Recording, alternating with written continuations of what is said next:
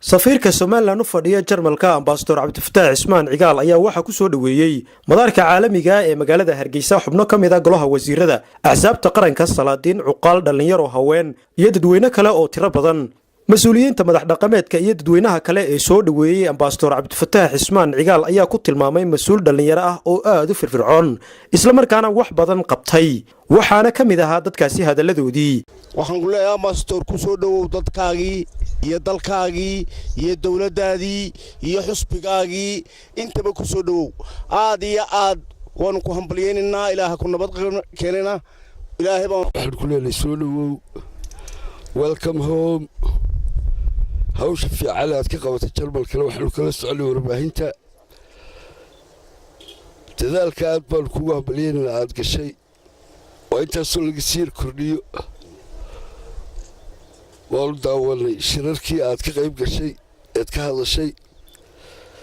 أدي أدبر كوها مليانين لا وين تصد كل سؤالته يمكن واحد تيجي أنا كقريب قالن دون تهاولها ذلك كسؤاله وان كسر وين لما أنت سفيرك شرمالك عبد الفتاح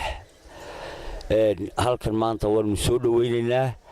فرحت بما نوت هاي شرف إنه أمباسطور كنا قال جاي ده يرله ku jira runtii ambassadorada dawladdan magacawday kuwa ugu firfircoon gaar ahaan dalka Jarmalka hawlo badan baa u fataaxaya waan hambalyeynaa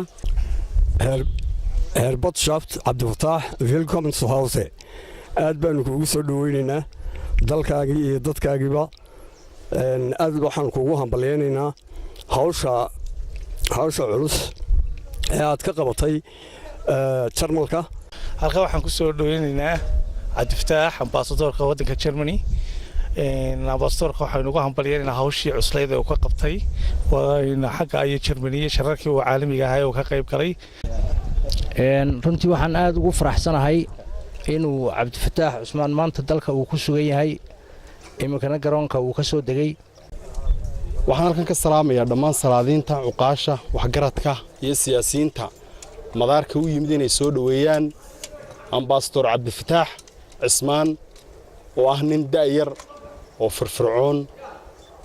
oo ay arkayseen arrimaha dibadda siba dalka Jarmalka waxyaabo ka qabtay inuu shaashadaha ka arkaynay isagoo isticmaalaya lacagtiisii gaarka u ahayd bismillaahir rahmaanir rahiim alxamdulilaahi rabbil caalamiin ilaahay baa mahad leh saaka gigida garoonka caalamiga Cigaal International Airport waxaan ku soo dhaweynaa safiirka dalka Jamhuuriyadda Somaliland fadhiya waddan weynaha Jarmalka Cabdifataax Ismaan oo runtii safiir firfircoon oo muddadii uu joogay meesha ka muuqday runtii shaqada qaranka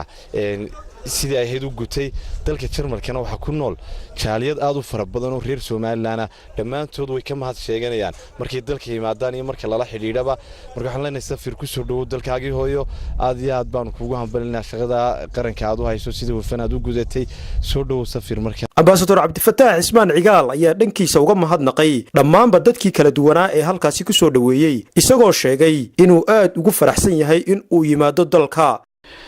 waxaan marka hore halkan uga mahad celinayaa dhammaan marti sharafta sida igu soo dhaweysay halkan sida quruxda badan